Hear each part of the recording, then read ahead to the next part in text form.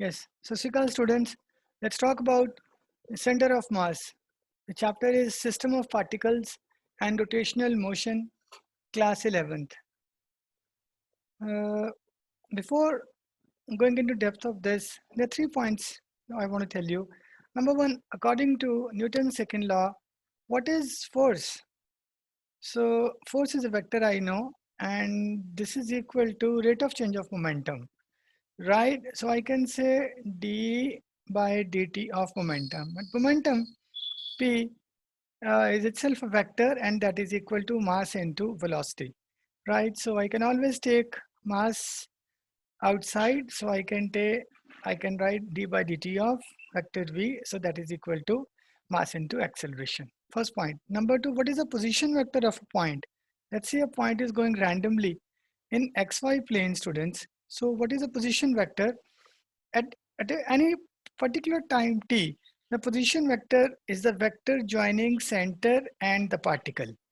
This is known as position vector, represented with small r, capital R, whatever it is, right? If the particle goes here, line joining the vector joining center, and this particle would be the position vector R2 at time t2. The second one, so the third one is, taking help of position vector, I can always find the velocity of the particle. How? dr divided by dt, right? Particularly speaking, now what is r? Actually, this is r1, students, this position vector at point t1, at point t2. Now this vector is actually the displacement vector, so I can always say dr by dt. I can always take the help of position vector to find the velocity of the particle. This is second point. And the third point is, students, when I say d by dt, so it is rate of change of, let's say, r vector. And when I say d of dt of this, so this is equal to d square r vector by dt square. So this is also equal to, in a way, I'm first, differentiating r with respect to t, I'm getting velocity. Then I'm differentiating velocity with respect to t, I'm getting acceleration. Okay, so these are few points. Once you understand them, we can go further. Yes. So guys, we are interested in, finding the center of the mass. We want to use the vector notations, and we want to find the position vector for the center of mass. So particularly, we are interested in today's lecture is 2-point system. There are 2 points we are interested in finding out their center of mass, exact location, right? Let's say the masses are, first is m1, point mass m1, and the second is point mass m2, right, students? Now imagine that F1 is the force acting on point mass. Let's say this is acting in this direction, and let's say the other force is acting in this direction. This is force F2, right? Now this is a line joining 2 point masses. We are going to prove, and we will understand that the center of the mass of these 2-point system M1 and M2 lies on the line joining M1 and M2. Let me represent this center of the mass as C, right? And let me take this coordinate system. So this is my y-axis, this is my x-axis, and this is my z-axis, three-dimensional system, right? This is my x-axis, this is my y-axis, this is my z-axis. So see, guys, as we have already discussed, that what will be the position vector. So this is, let's say, origin O. So position vector for the first mass, I can say, is this one. What is the position vector of second mass? Let's say this too. What is the position vector of the point where I believe that this is the system, a system of 2 particles M1, M2. So there is definitely a point where I assume mathematically that the center of the mass is located. Now, what do I mean by center of the mass? Imagine, students, if I'm having a body like this, let's say there's a rigid body like this. So now I may assume that this is the center of the mass. So whatever is the state of the body under the influence of some external force, there's some external force acting on the body. So if some total of those external forces are applied on the center of the mass, the body is behaving in the same manner. Means the state of the body is same. Honestly speaking, center of the mass of a system of bodies is basically a point at which the entire mass of the body or system of bodies is supposed to be concentrated. Now, do you really end up understanding that suppose this is a circular ring? Center of the mass is obviously at the center of the mass. If this is a circular ring, obviously you might say, sir, there is no mass here actually. Actually, there is no mass. Center of mass is just a mathematical term, right? But we use it invariably, to a great extent, doing all the problems considering rigid bodies as points. So this is center of mass. Though there is no mass, there may be a hollow sphere, of maybe some thickness. There may be a hollow sphere. The center of the mass is again the center of the sphere, but actually there is no mass here. All right. This is the concept of center of the mass. Let's go further. So guys, the purpose of today's lecture is, we know the position vectors of M1 and M2. We are interested in finding out the position vector of C, which is center of the mass of this system of two bodies. You can say this system of two bodies, M1 and M2. All right. So guys, how do I do it? So I already know the 3 points. So I imagine that O, let's say, with the center origin of the rectangular coordinate system, Cartesian systems, right? And I consider a system of two particles. I have already seen M1 and M2. Take a look at it at A and B. This position is A and this position is B. They look at it at A and B. So now what is OA1, students? OA. So I say OA belongs to the position vector for the mass M1. So this is position vector I represent by R1. Similarly, students, what is OB, Ishma? OB is 0.2. So this will be what? R2 vector. R2 vector. Beautiful. This is R1 vector. So guys, what will be this? What is this? This is a position vector of the center of the mass. And this we want to find out. We want to find out, number one, whether the center of the mass lies on that straight line. We want to find out where is the center of the mass in terms of M1, M2 and R1 vector and R2 vector. So let us assume that its position vector is represented by R capital. So we can say, sorry, OB is R2 vector and OC is R. Students, I am telling you a way to, learn the things and get aligned with me in a better way. Speak maximum. Don't keep your mouth shut. Speak maximum. And those students who are listening to the videos, who are not in the lecture, when they listen to the videos, they cannot speak, they write maximum. All right. So guys, we want to evaluate our vector. In the sense, we want to see where is this point where the system of two particles M1, M2, where their center of mass lies. We want to see that. So guys, very simple. Let us say, it's not so difficult. Let's say V1 and V2 are the, come on students, what are these? Velocities of particle M1 and velocities of particle M2 respectively at any particular instant T. Am I right? So as I've told you the point, so can I say V1 vector is equal to what? In terms of R1 vector, position vector. So as the position vector is changing, yeah, as the position vector is changing the velocity, I can find out, right? So I can say V1 vector is equal to d by dt, that is rate of change of R1 vector. Isn't it right?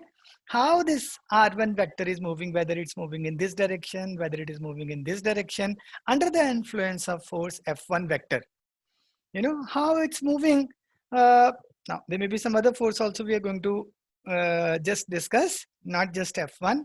Whatever forces are acting on M1, you know, so net velocity it will have under the effect of all those forces. So whatever are the velocities, that is, you know, rate of change of R1 vector. And the velocity of M2 will be rate of change of what, Ishma? Rate of change of R2 vector. Correct, because R2 is the vector now, which is telling that it's how far from origin, and then the direction also it's telling. All right, so we can say V2, that is velocity of particle 2, is d by dt of what?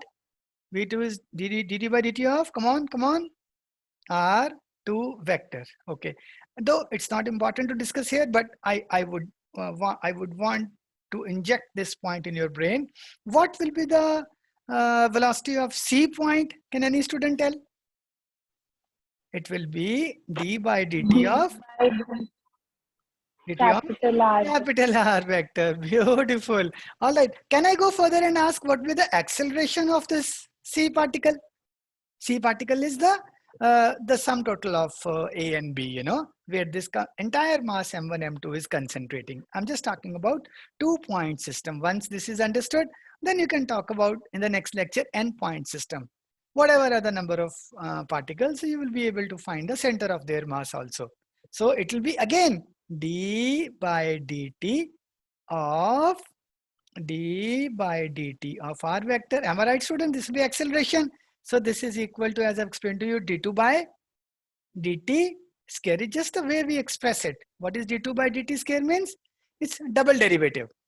D by dt of d by dt of something. It can be x, it can be y, it can be r vector, anything, right? For which we want to find out the change with respect to time. So it is d square by dt of r vector. Though it's not important, but I want to tell you because ultimately we want to use this in finding out the position vector. Beautiful. Now you forget about this. Okay, guys. So we know what is V1, V2, and we want to go further, guys. Okay. I'm a little bit deviating from your NCERT textbook because they have explained in a little bit complicated manner. Okay. So I felt it. You may not feel it. So, but still they are great books. Okay, guys. So students, let F1 is a force acting on point M1, and what is F2? Amitoj Singh? Is a force acting on point, force F2 acting on point, come on, M2. F1 is a force acting on point F1. Fine. Now guys, there's another one. This force F12. Okay. Now you'll tell me what is this force F12. You'll come to understand. And this is, I'll write this. This is the internal force. First, I'll take the first one. On M1 by M2.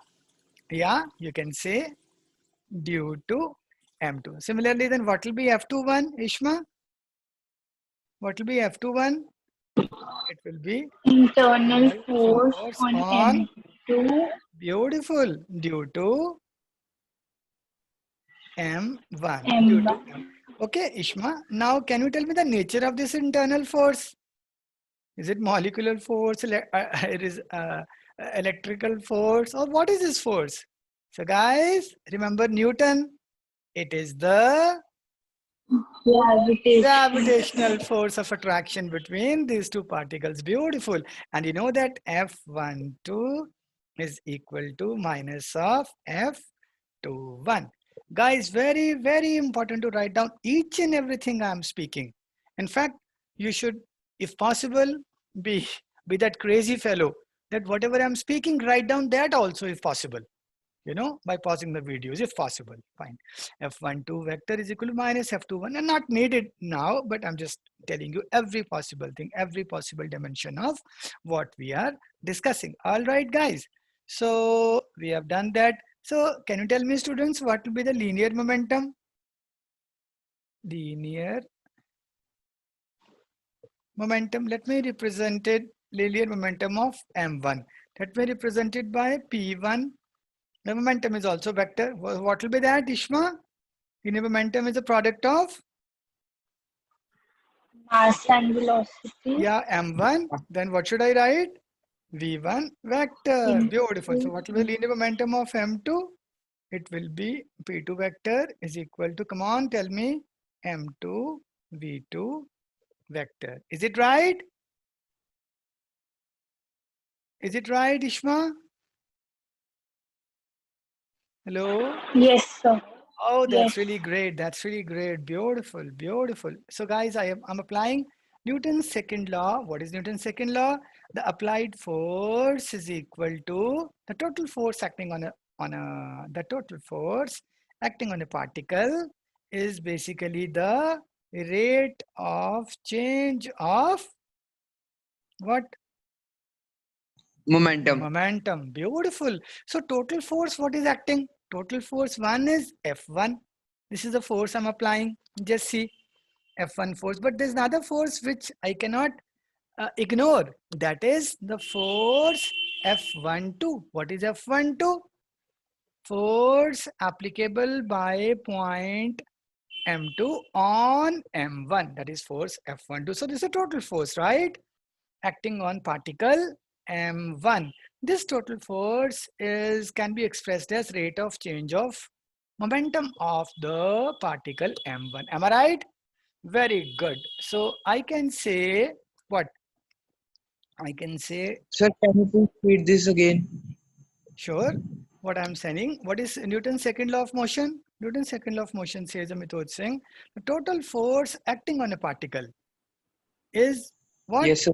If you know the momentum of the particle, if you know what? Rate of Please speak with me, Amit Singh. If you know the momentum of the particle at some time, all right, then you take, let's say at T1, you know momentum of particle. Let's say at T1 momentum is M1, some momentum. At T2, find out the momentum. Then divide that, take the difference of momentum, divide by interval, time interval. So what will be that? Rate of change of momentum. That rate of change of momentum will be equal to the total force applied on the particle. Is it right? Is it clear? Yes, sir.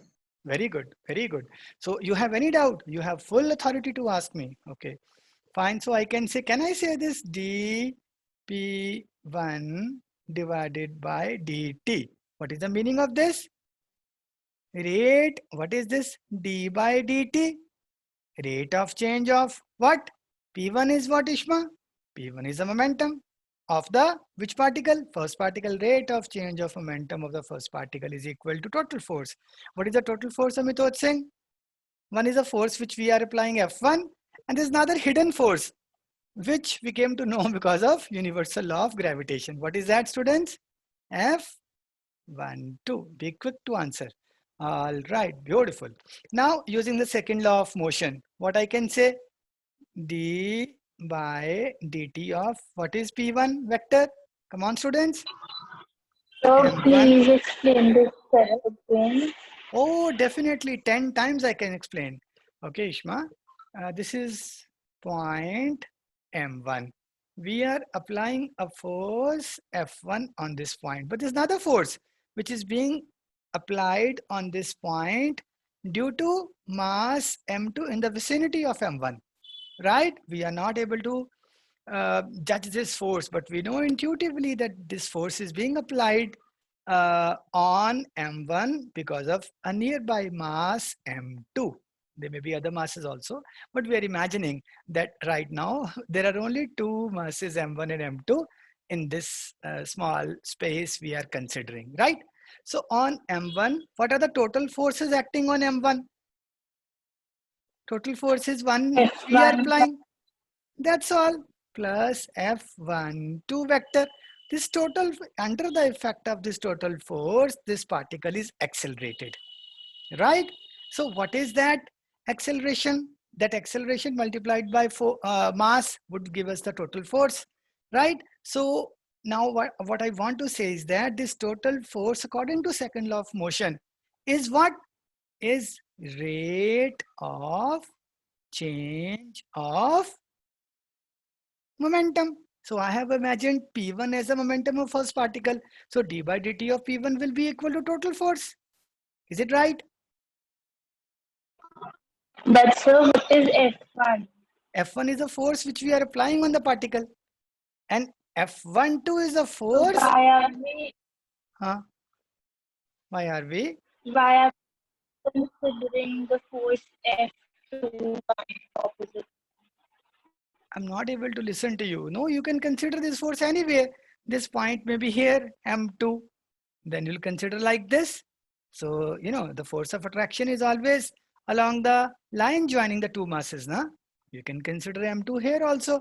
Then the force of attraction will be along the line joining M1 and M2. It doesn't matter, right? So there are total forces F1 and F12 acting on this particle. This total force gives the momentum. The rate of change of momentum is equal to this total force, that is this dP1. I split into P1 is, I see here, I've already written P1 is what? P1 is M into V1, right? So I can write M into V1 vector is equal to F1 plus F12 vector. Okay, so let's go further. Okay, so this is my third equation, let's say. This is my third equation. Okay, so similarly for the second particle, please help me write the equation. I will not write it. For the second, this is the equation for the second particle. Similarly, the second particle, we are applying some force. Let's say the force is in this direction. This is F2. This is the force which we are applying. But there is another force which is being applied on this particle as a result of this mass. And what is that force? F21.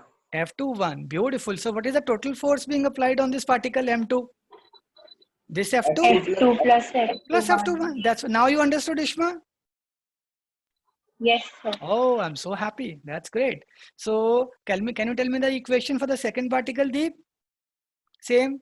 D by dt of M V2. What is MV2? Momentum. Rate of change of momentum will be equal to total force. What is total force? F2. F2 plus F1. Oh, beautiful. That's great. That's really great, man. That's So really great. M2 into V2. What? M2. Oh, I'm so sorry. M2. I'm so sorry. Good. I have intelligent students with me. That's really great. Okay. So this is also done. I name it fourth equation. Are you writing with me, guys? Okay. So please add 3 and, oh, that's really great. 3 and 4. So what do you get? Add 3 and 4. Students, please add 3 and 4. Good students. So I get d by dt of, please keep speaking. Anyone can speak. I'll be happy. Don't worry about recording. M plus Business. d by dt of M2 V2. V2 vector would be equal to F1 plus F12 plus F2 force plus F21. What will be the next step, students? Can anyone tell me? See, F12 is equal to minus. This is minus F12. So this will cancel, right? They are equal in opposite in nature. So I get F1 plus F2. Is it right? So here, how can I write? I can write d by dt of, how can I write this, students? Please tell me. How can I write this? D by dt of, how can I write this? M1, Sir, V1. Can it will become outside of d by dt? Yeah. No. It can come. M1 can come here. M2 can come here, but फायदा नहीं होगा ना. We want something common. So M1, V1 vector. है ना? अगर ये दोनों same होते, then it's better to take them out, right? And there is a condition. When the masses are same, so then we can take them M1, V1 vector plus, we have only 10 more minutes. M2 V2 vector. Is it right, Amitoj Singh?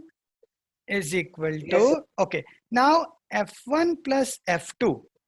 What would be the sum of these students? I assume sum of this is F vector. Now what is F? F is the net force acting not on one, not on two, net force acting on the system of these two particles. Have you understood this? F1 plus F2 will be what? What is F1?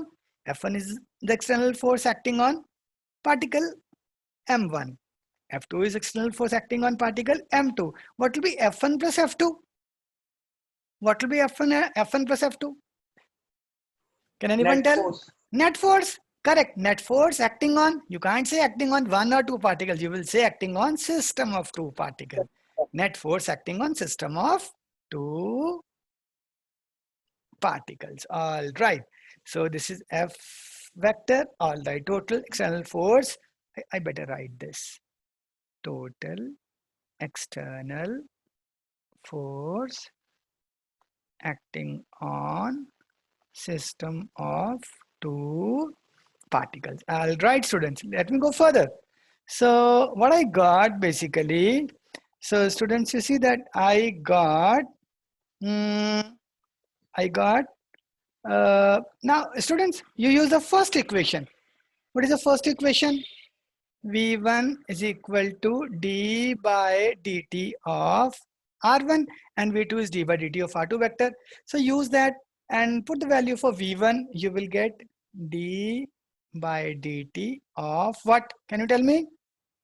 M. Instead of V1, I can write dR1 by dt. Am I right? Instead of V2, I can write dr. The more you can speak, the better it is. dr2 by dt. All right. This is equal to total force act. Or I can say, students, what can I say? See, how can I transform this? This can be d by dt and inside is what? Again, this is now you, Amitoj, you were telling now M1 can be taken out. So I apply a trick Yes. here. This I convert as this one, this only this one. This I convert as d by dt of M1 R1 vector. So M1 will come out, it becomes this. So that's why d by dt will come common from both. So it will be d by dt of d by dt of what? Can you tell me? d by dt of M1 R1 vector plus M2 R2 vector is equal to F. Is it clear, this step? Very good. Or I told you in the starting, d by dt of d by dt is d square dt, d2 by dt square, d2 by dt square of M1 R1 vector plus M2 R2 vector is equal to total force acting on system of two particles. All right, that's really great. Okay, now I multiply the numerator and denominator in this side by M1 plus M2 and divided also by M1 plus M2. Multiply this left side by this. It doesn't matter. M1, M2 will, M1 plus M2, not multiply M1 plus M2. So what do I get, students? Can you tell me? So I get M1 plus M2 into d2 by dt square into M1. Better you speak, Ishma. R1 vector plus M2 R2. So why did we multiply with M1 plus M2? Yeah. We're multiplying. We want to find out the expression for what? Position vector of the center of mass. We want to find out the expression for position vector of center of mass in terms of M1, M2, R1 and R2 vector. That's why. Okay, you see that. So I'm getting here M1 plus M2. Since this is constant, I can take it inside. It can come outside anytime. Is it right, Ishma? M1 plus M2 divided by M1 plus M2. This I have taken inside. So this is equal to F vector. Am I right? This is equal to F vector. Okay. Now comes the concept. Now comes another concept. Now, Student, this is your M1 Ishma, this is your M2. We have imagined that the center of mass is here, point C. This point A, this point B. If this is point C, now so many forces are acting on C because of M1, because of M2, then gravitational forces of like M2 on M1, then M1 on M2, so many forces acting on C. But ultimately, under the effect of this, all these forces, let us say C2 is moving. C2 is getting accelerated. C is also getting accelerated. Now, can you tell me the force acting on C according to second law of motion? Because it's given, its position vector is R. I've already explained in the starting of lecture. Can anyone tell it fast? Can anyone tell it? So what will the velocity if position vector of C is given? What will be the velocity of this? d by dt of Beautiful, Chap. beautiful, beautiful. What will be the acceleration? Is it right? This will be the acceleration of point C. Is it right? This is velocity. Yes, This is, sir. yeah, so then rate of change of velocity is acceleration. And Ishma, tell me, I should multiply it by what to get the force acting on C? Tell me fast. This is the acceleration of point C. Mass. Yeah, but and Ishma, I have already imagined that C is the point where both the masses are acting together. Is it right? C is the point Yes, with sir. center. Then I should multiply it with what? Tell me. Tell me. Here, C is the point where both the Sum masses are of acting. masses of M1. Oh, beautiful. Great girl. M1 plus M2. You see that? This is the most difficult concept to understand. And I have not said. You have said it. Einstein. So, this is the total force acting on C. And total force acting on these two particles already is what? F. Is it right or wrong? Total force acting on two particle system is F. So that must be the total force acting on C only, because C is representative of M1 and M2. So let's go further. So I can say what? Tell me, Ishma. M1 plus M2 into, can I solve it? D2 by dt square into what? D2 square R vector is equal to F dash. Beautiful. See this equation and this equation. Can anyone tell me what is the value for R? See, here it's same, here it's same. D2 square by dt square. This is same is equal to F. Then what is the value for R? Come on, students, fast. R plus is equal M2 to, beautiful, M1 R1 vector plus M2 R2 vector divided by M1 plus M2. Beautiful. So guys, I am going to have quick discussion. So see that we get R vector is equal to M1 R1 vector plus M2 R2 vector. Come on, speak. Divided by sum of two masses, which Ishma had said, M1 plus M2. Or we can also say what? M1 plus M2 into R vector is equal to M1 R1 vector plus M2 R2 vector. All I can say, position vector of center of mass. How I'm defining? Just see. Position vector of center of mass of a two-particle system. Of a two-particle system is such that product of total mass of system and position vector of center of mass is equal to sum of products of masses, sum of products of masses of the two particles and their respective position vectors. We'll have detailed discussion tomorrow. Thank you very much, students.